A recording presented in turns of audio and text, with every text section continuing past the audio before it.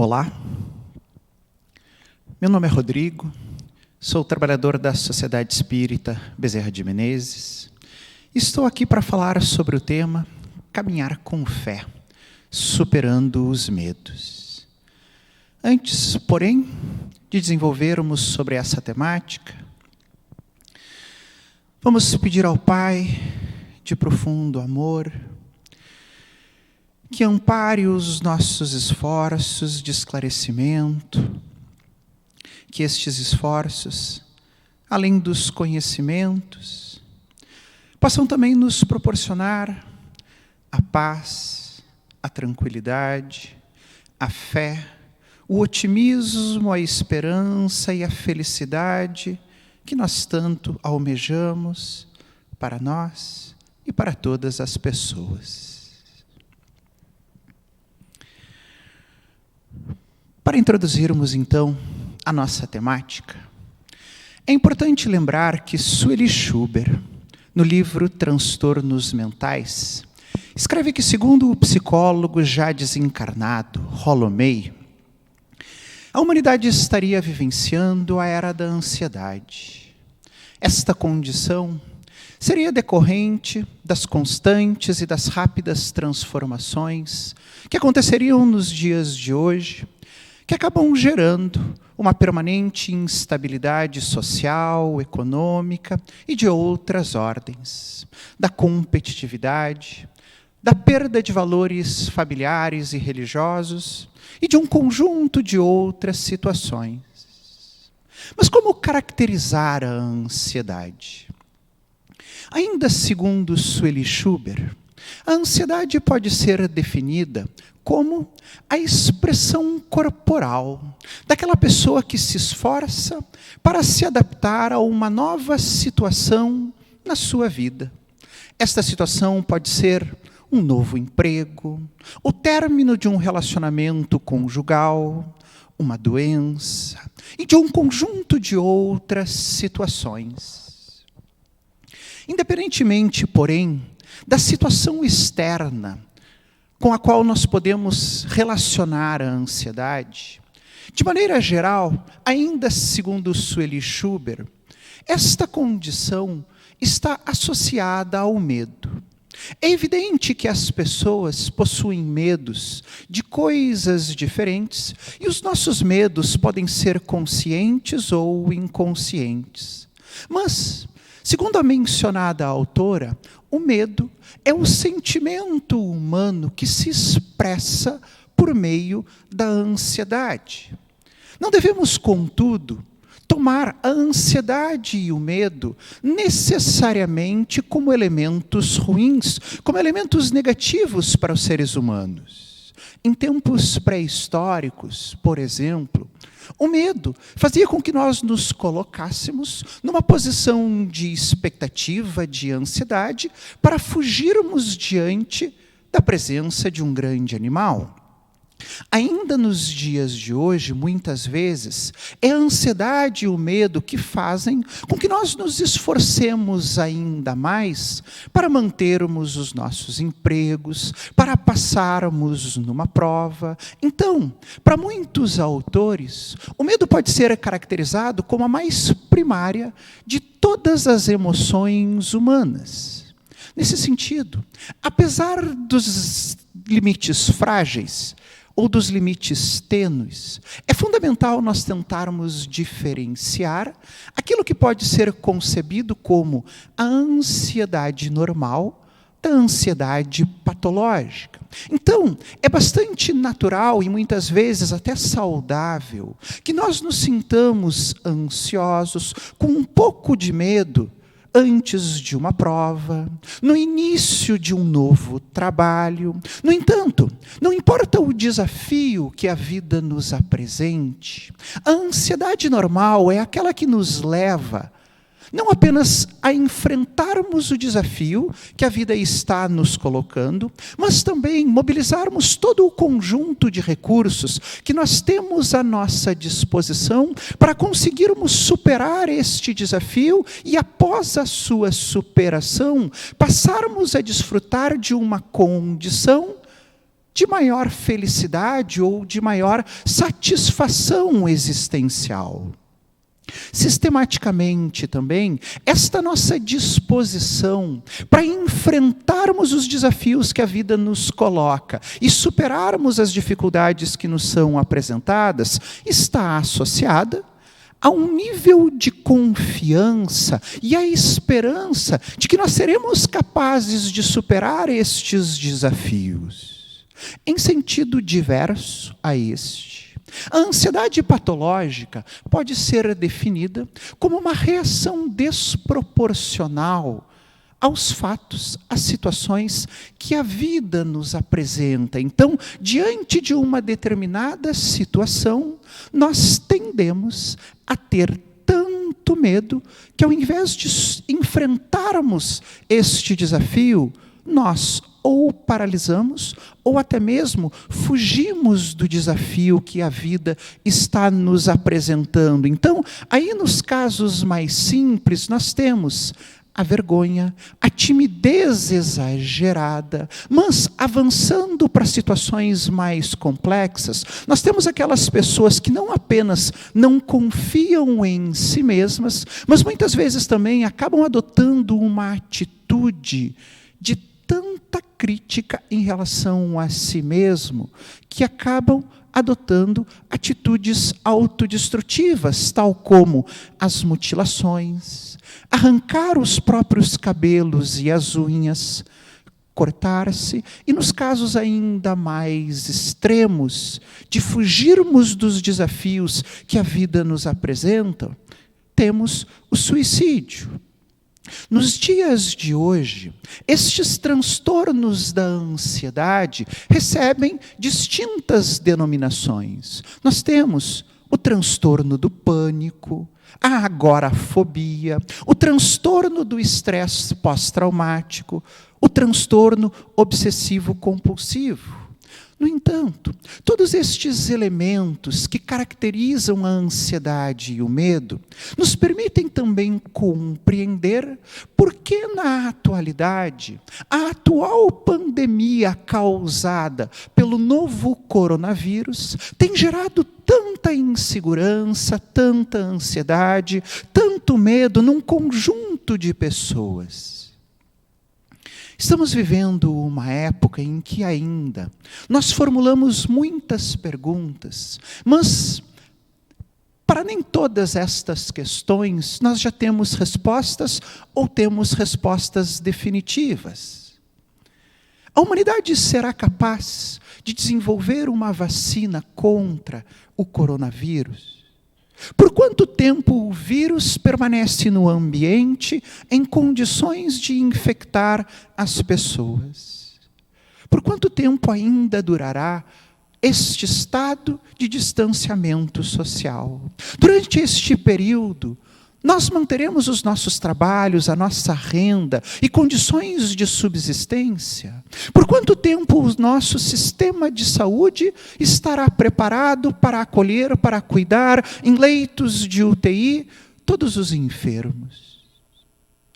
Esta condição, então, de elaborarmos perguntas e não termos ainda respostas, faz com que muitas pessoas tenham dificuldade para lidar com a instabilidade, com a insegurança de não termos certezas. Eis, então, que a busca por estocarmos alimentos, comprarmos equipamentos de proteção individual, como máscaras, luvas, sintomas físicos, tais como dores de cabeça, alterações do equilíbrio e da visão, arritmias cardíacas, e um conjunto de outras manifestações surgem como nossas respostas inadequadas ou a revelarem a nossa dificuldade para lidarmos com a situação que está aí colocada. Paralelamente ou simultaneamente a este contexto, nós já temos um conjunto de evidências científicas que nos apresentam que são exatamente nestes momentos em que aparentemente os seres humanos se encontram mais ameaçados, mais fragilizados e muitas vezes mais próximos da sua terminalidade biológica, tais como em situações de guerra, em doenças graves, durante o envelhecimento, que sistematicamente as pessoas tendem a buscar o cultivo da espiritualidade e da religiosidade. Mas não apenas isso. Um outro conjunto de estudos ainda traz evidências de que o cultivo da fé, da espiritualidade e da religiosidade contribui ou ajuda positivamente as pessoas a lidarem com estas situações. Para ilustrarmos com apenas 2 exemplos, num estudo realizado ou publicado no ano de 2005, por Wachholtz e Paragament, os autores analisaram os efeitos de diferentes tipos de meditação em relação à ansiedade, ao humor e à dor. E eles evidenciaram que as pessoas que realizaram práticas de meditação com orientação espiritual tendiam a apresentar menores níveis de ansiedade, melhor humor e tolerarem a dor 2 vezes mais do que as pessoas que realizavam outros tipos de meditação sem orientação espiritual. Em 2007, Pérez e outros autores brasileiros demonstraram como o cultivo da fé e da religiosidade auxilia os pacientes em estado de maior debilidade física a lidarem com a sua baixa qualidade de vida. Eis, então, que nós poderíamos perguntar: por que a espiritualidade, a religiosidade, ou, mais diretamente, por que a fé nos ajuda a lidar com estas situações que aparentemente nos aproximam da nossa própria terminalidade biológica? Para responder esta questão, nós poderíamos adotar diferentes teorias como referência. Aqui, no entanto, nós vamos nos restringir a pensarmos sobre essas questões, ou sobre esta questão, tomando como referência o Espiritismo. Para isso, então, precisamos começar caracterizando o que a doutrina espírita concebe como sendo a fé. Allan Kardec, então, o codificador da doutrina espírita, escreve que, em termos gerais, a fé pode ser definida como a confiança que nós temos de atingirmos um determinado objetivo. Mais adiante, ainda em um Evangelho segundo o Espiritismo, ele escreve que, do ponto de vista religioso, a fé pode ser definida como a crença que nós temos nos dogmas particulares de uma determinada religião. E, segundo o autor, absolutamente todas as religiões possuem os seus artigos de fé. Desdobrando o pensamento de Allan Kardec, no livro chamado Renovando Atitudes, o Espírito Hamed descreve a fé como sendo a confiança que nós temos de que a sabedoria divina, de que Deus, absolutamente em todos os momentos das nossas existências, está nos oportunizando vivenciar um conjunto de situações que contribuem para o nosso próprio crescimento e desenvolvimento pessoal. Assim, a doutrina espírita caracteriza a fé raciocinada como o sentimento que decorre primeiro da confiança que nós temos na existência de Deus. Se Deus não existisse, como explicar que o universo está organizado a partir de leis absolutamente constantes e imutáveis? Além disso, a doutrina espírita também nos convida a acreditarmos na veracidade da teoria da reencarnação, ou seja, de que o nosso verdadeiro ser, o espírito, já vivia antes de assumir o nosso atual corpo físico, continuará a viver após o nosso desencarne e no futuro ainda adotará outros corpos físicos para dar continuidade ao nosso próprio processo evolutivo.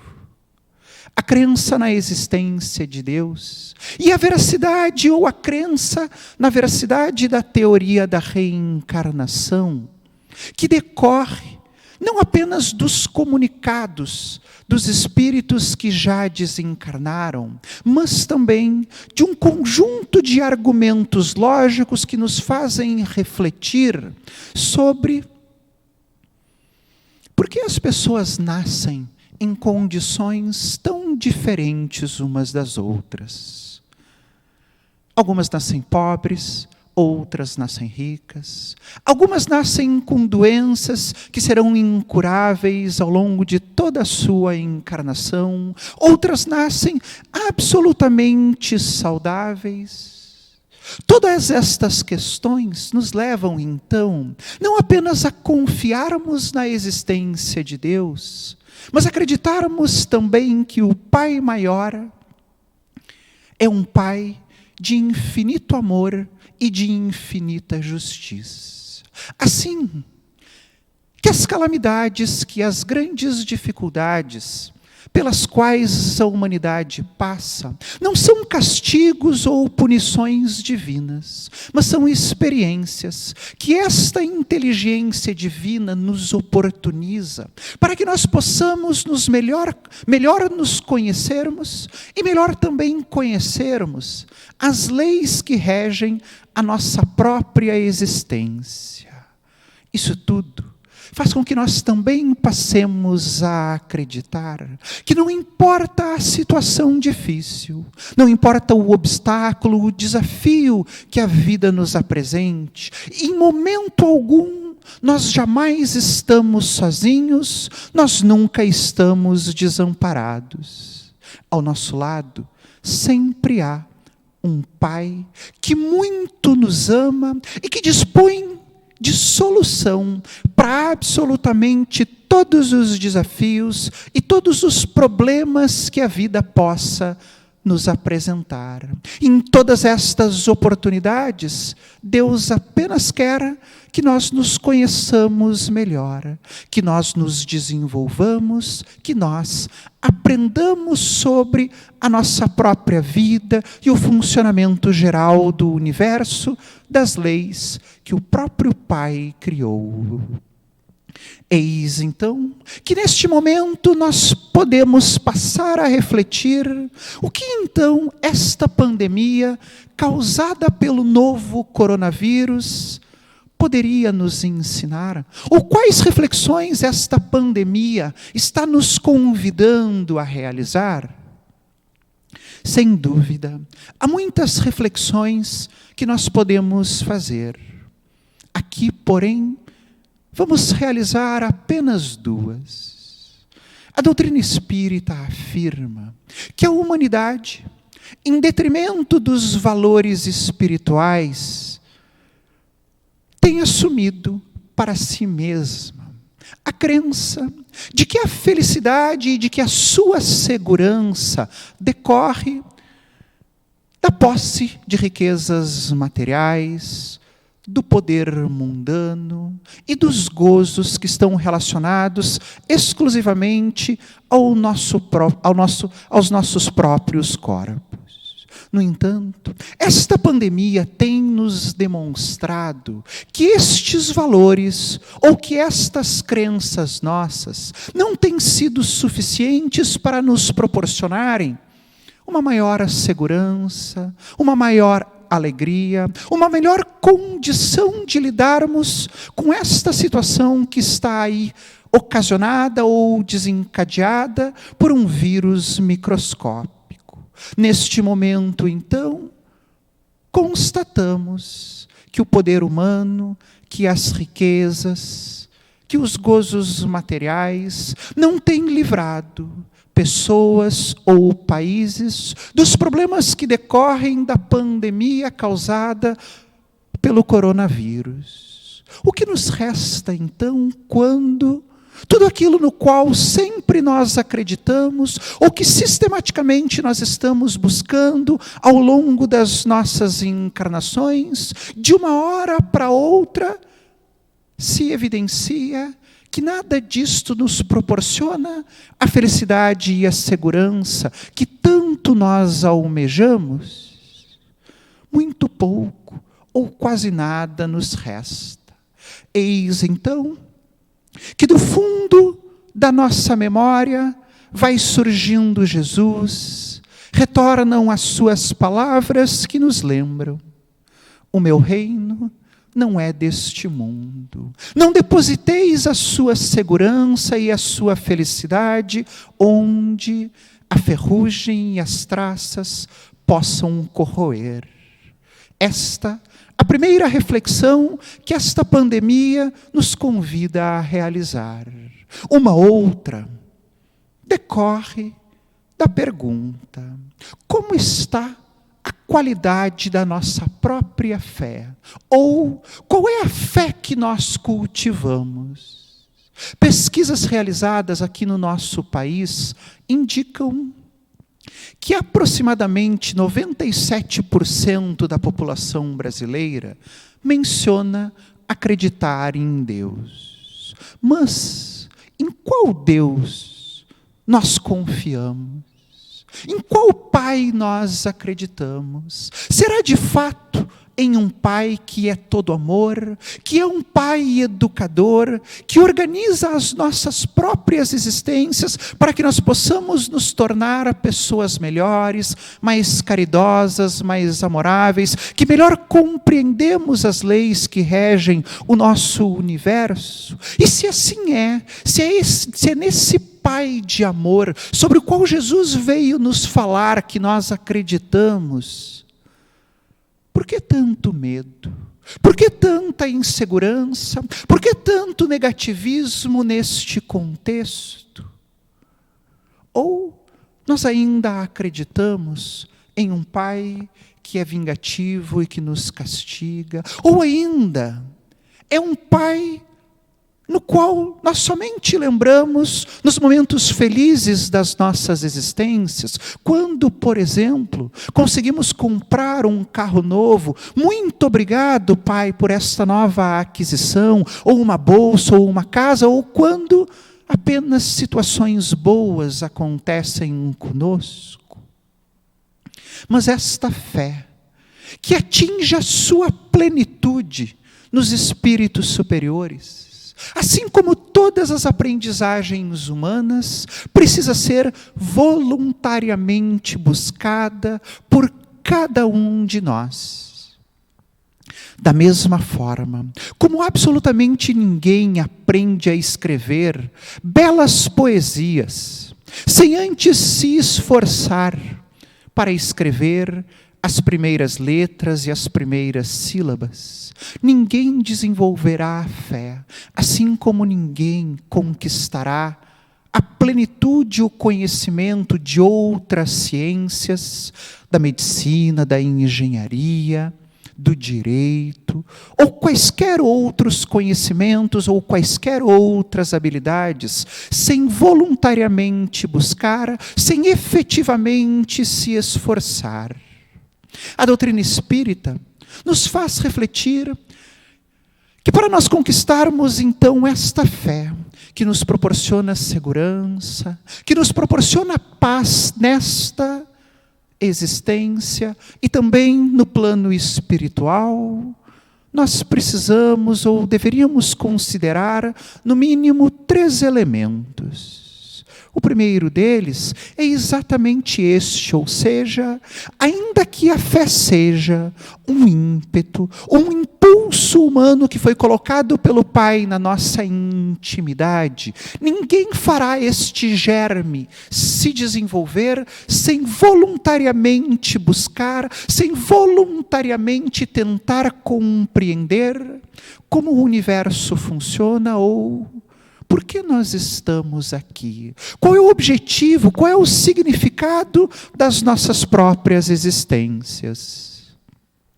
Além disso, precisamos também dispor da humildade necessária para reconhecer que acima de todas as inteligências humanas, que acima de todas as inteligências que nós conhecemos, existe uma inteligência maior, existe uma inteligência primeira que é a causa e que mantém absolutamente tudo o que existe no universo.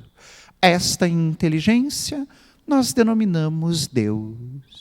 E por fim, para o desenvolvimento da fé, nós ainda precisamos dispor da coragem para nos modificarmos, para nos transformarmos, sempre quando nós constatarmos que os valores que nós estamos cultivando nas nossas existências não são suficientes ou não são adequados para nos proporcionarem o bem-estar que tanto nós buscamos. Então, para finalizarmos, é fundamental nós lembrarmos que o Pai, para o nosso próprio bem, para a nossa própria felicidade, para a nossa própria paz, tem nos permitido, como humanidade, vivenciarmos coletivamente esta pandemia causada pelo novo coronavírus, dentre outras coisas, para que nós possamos rever, para que nós possamos refletir os valores sobre os quais nós estamos depositando a nossa própria segurança, ou que estão orientando a nossa própria busca por felicidade. No entanto, como Pai de infinito amor, como Pai de infinita misericórdia, Deus concede para absolutamente todos nós, encarnados e desencarnados, sempre a liberdade para que cada um de nós possa escolher se modificará, se transformará ou não diante das situações que a vida está nos apresentando. Porém, o que nós precisamos ter a certeza, o que nós precisamos ter a clareza, é que Deus não modifica as leis que regem o universo que Ele criou, porque nós, em um determinado momento das nossas vidas, optamos por nos mantermos paralisados, ou seja, não nos transformarmos, não nos modificarmos quando os fatos à nossa volta estão nos convidando a perceber que a maneira como nós estamos vivendo não tem contribuído para o nosso próprio bem. Esta pandemia, então, nos convida a nos modificarmos, a nos transformarmos, a revermos os nossos valores individuais e os nossos valores coletivos, para que este medo, para que esta ansiedade que hoje nos afetam, possa, na verdade, ser apenas o esforço, a tentativa de todos nós, seres humanos que habitamos o planeta Terra, para caminharmos na direção de uma era que nos proporcione a absolutamente todos nós, seres humanos, filhos do Pai, uma condição, uma era de mais felicidade, de mais alegria, de mais segurança coletiva, de mais segurança social, mas também de mais segurança e satisfação íntima para cada um de nós. Agradecendo, então, ao Pai, pela oportunidade que temos de refletirmos sobre nós mesmos, de pensarmos na sua existência, de lembrarmos das palavras de Jesus, pedimos, uma vez mais, que o Cristo, por meio das suas palavras e por meio da sua presença, que nos proporciona tanta segurança, tanta alegria, tanta esperança, esteja sempre conosco. Que assim seja.